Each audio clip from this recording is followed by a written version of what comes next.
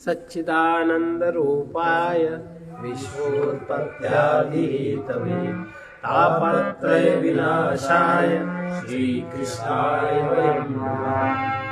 चैतन्यं शाश्वतं व्योमातीतं निरञ्जनं ज्ञाननिधिं ददातीतं तस्मै श्रीगुरवे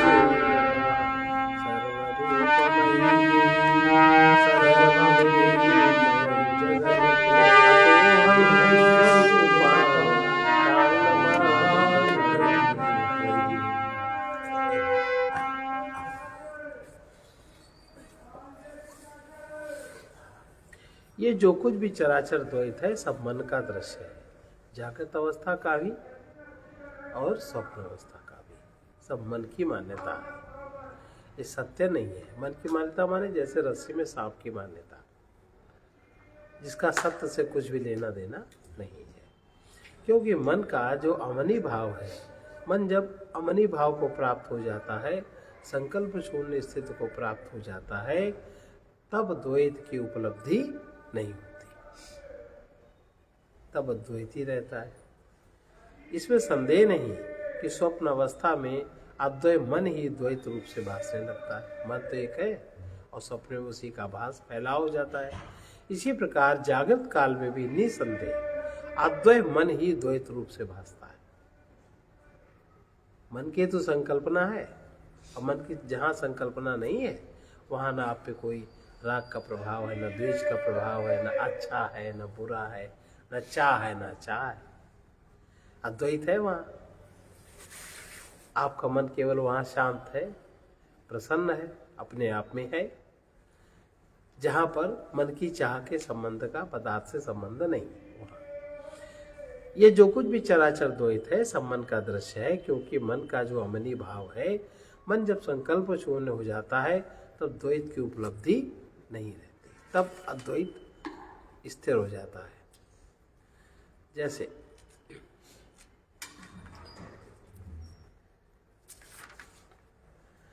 उस विकल्पित होने वाले मन द्वारा दिखाई देने योग्य यह संपूर्ण द्वैत मन ही है। संपूर्ण द्वैत मन ही ऐसी प्रतिज्ञा है। ऋषि ऐसी प्रतिज्ञा करता है, क्योंकि उसके वर्तमान रहने पर वर्तमान रहता है और उसका अभाव हो जाने पर इसका भी अभाव हो जाता है। मन का जो अमनी भाव है, मन का जो निरोध है, वो विवेक दृष्टि के अभ्यास और वैराग्य द्वारा, विवेक का अभ्यास और वैराग्य के द्वारा रस्सी में सर्प के समान लय हो जाने पर, जब विवेक हो जाता है रस्सी का कि रस्सी है, तो सर्प उसी में लीन हो जाता है। और लीन होते कोई देखता नहीं है, केवल समझ सत्य का ग्रहण हो जाता है। सत्य का ग्रहण ये हुआ कि रस्सी तो असत्य का, सत्य का अग्रहण नहीं रहता फिर, और कोई भी सत्य का अग्रहण नहीं रहता, और ना सत्य के विषय में कोई कल्पना रहती है। सांप है तो यही है, ये समझा रहे हैं। लय हो जाने पर अथवा सुषुप्त अवस्था में द्वैत की उपलब्धि नहीं होती। इस प्रकार अभाव हो जाने के कारण द्वैत की असत्ता सिद्धि है, इसका तात्पर्य है। लेकिन अमनी भाव किस प्रकार प्राप्त होता है? मन संकल्प शून्य अवस्था में कब होता है? मन में संकल्प कब होता है? जब हम सत्य नहीं समझते। रस्सी में सांप कब होता है? जब हम रस्सी को रस्सी नहीं समझते और तत्व का ग्रहण नहीं करते, और तत्व में अन्यथा कल्पना हो जाती है।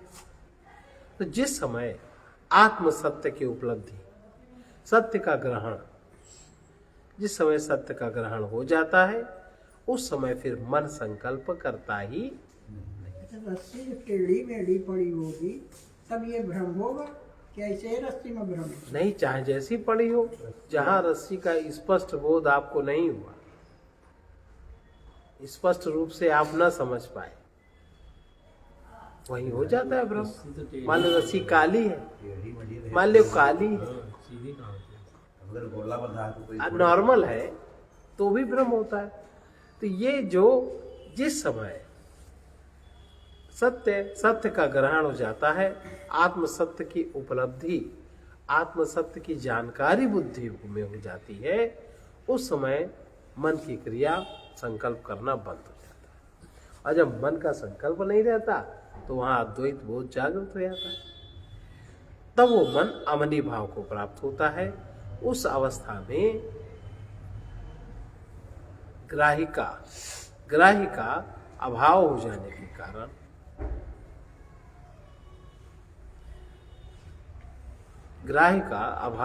के कारण वो ग्रहण करने के विकल्प से जब कोई ग्राह्य करने वाला ही नहीं है, जब कोई है ही नहीं ग्राह्य करने वाला, फिर ग्रहण कौन करेगा?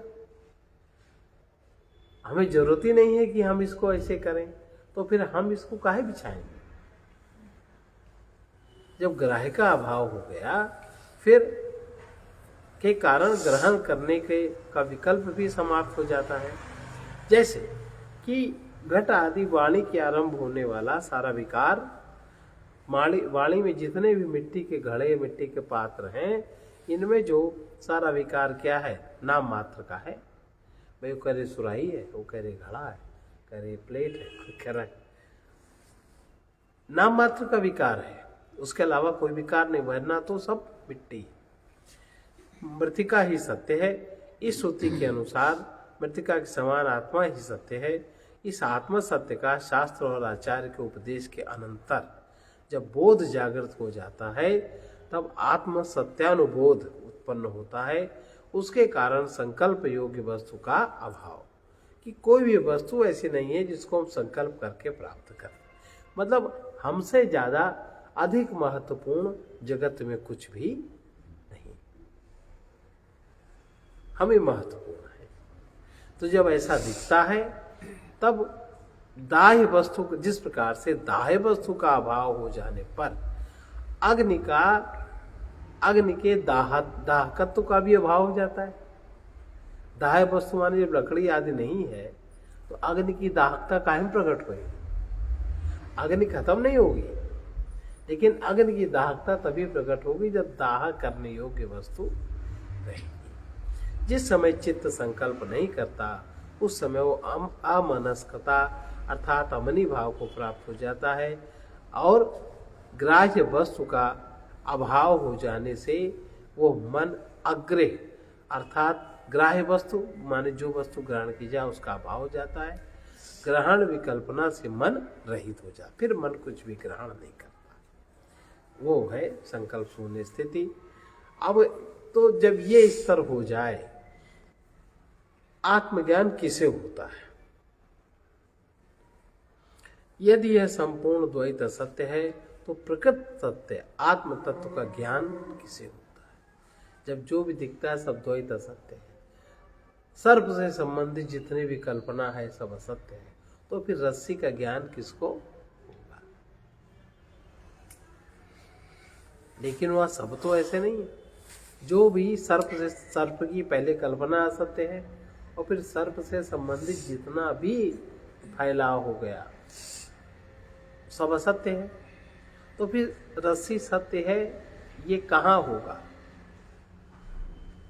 कब होगा? जब विवेक ज्ञान की जागृति और सर्प के बोध, ये जो विकल्प है, इससे वैराग्य, इसमें जब कोई आसक्ति नहीं रहेगी, तब भी हो जाएगा ज्ञान। तो ये कह रहे हैं आत्मज्ञान किसे होता है? यदि ये संपूर्ण द्वैत असत्य है, तो अब समझ में आ रहा असत्य किस प्रकार संपूर्ण द्वैत। तो प्रकृत सत्य आत्म तत्व का ज्ञान किसे होता है? उस कल्पना शून्य, उस सर्व कल्पना शून्य जो ये तत्व है, उसमें कोई कल्पना नहीं। सर्व कल्पना शून्य जो अजन्मा, ज्ञान को विवेकी लोग ज्ञेय ब्रह्म से अभिन्न बतलाते हैं। जो ब्रह्म है जानने योग्य, उससे ये चीज ये अभिन्न है, उसमें दूरी नहीं है। अब ब्रह्म जिसका विषय, किसको होगा आत्मज्ञान? ब्रह्म जिसका विषय है। अब सामान्यतया तो हम लोगों का विषय संसार का पदार्थ है, क्योंकि हमें सुख मिलेगा, इसके अलावा हम जा ही नहीं पाते, यही तो है।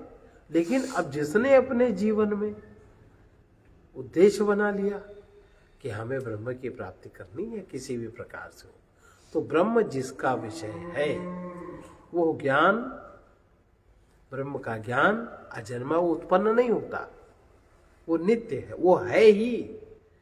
अब आपकी तुरीय अवस्था, चौथी अवस्था तो है ही ना, आप उसके प्रति सजग नहीं हो। स्वप्न अवस्था भी है, आप स्वप्न के प्रति सजग नहीं हो। शरीर जब बहुत थक जाएगा, जब वो निद्रा में चला जाएगा, तब स्वप्न अपने आप प्रकट होगा। ऐसे ही जब स्वप्न देखते देखते जब थक जाएंगे सब इंद्रियां, सारे अंतःकरण, तब वो सुषुप्त में अपने आप ही चला जाएगा। ऐसे सुषुप्त में अज्ञान से जब वो दुख उत्पन्न होगा, तब अपने आप तुरिया में चला जाएगा, वो कहीं से आना थोड़ी है। तो वो ज्ञान अजन्मा है और नित्य है। उस अजन्मा ज्ञान से अजन्मा आत्म तत्व स्वयं ही जाना जाता है। इसमें कुछ विशेष प्रयास की जरूरत नहीं है, केवल युक्ति बुद्धि से थोड़ा विचार की जरूरत है, बस आज इतना ही। अब जैसे इसके में महाराज जी का भजन है, कितना वो क्रम सही है, क्रम। और उनका भजन बहुत पुराना है। प्रेम से मेरे मन नारायण कहिए, प्रेम से मेरे मन नारायण कहिए, जाहि विधि राखे प्रभु ताहि विधि रही, जाहि विधि राखे प्रभु। इसका मतलब क्या है? जाहि विधि का मतलब यह है कि संकल्प शून्य स्थिति। हम जगत में कुछ भी प्राप्त करने के लिए कोई संकल्प नहीं करेंगे। जाहि विधि स्वाभाविक रूप से जो भी परिस्थिति प्राप्त होगी उसी में हमारा जीवन चलेगा। जाहि विधि का मतलब संकल्प शून्य, मन संकल्प शून्य स्थिति को कैसे प्राप्त होगा। तन मन धन कुछ अपना न मान कर, तन मन धन कुछ अपना न मान कर, जो भी आए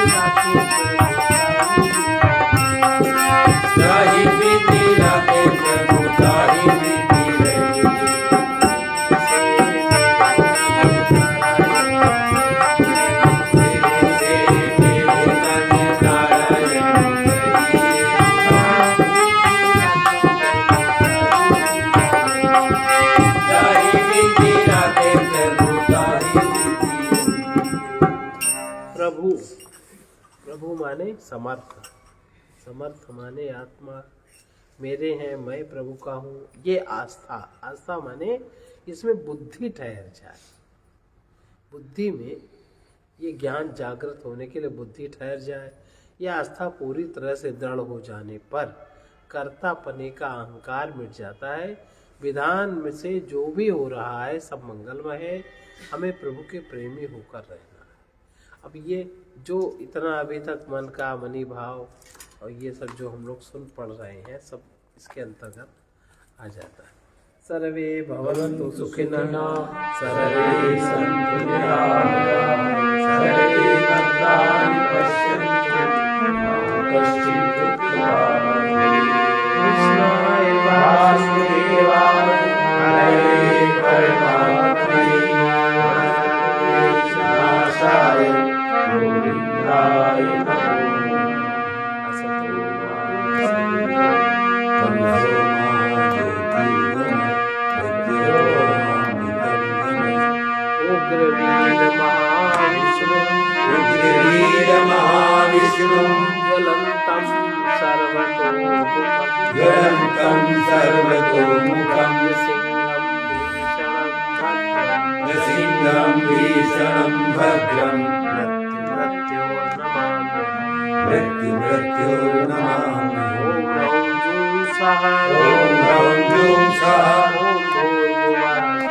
ॐ भूर्भुवः स्वः त्र्यम्बकं यजामहे, ॐ त्र्यम्बकं यजामहे सुगन्धिं पुष्टिवर्धनम्। उर्वारुकमिव बन्धनात्, उर्वारुकमिव बन्धनात् मृत्योर्मुक्षीयमामृतात्। ॐ स्वाहा ॐ भुवः भुवः ॐ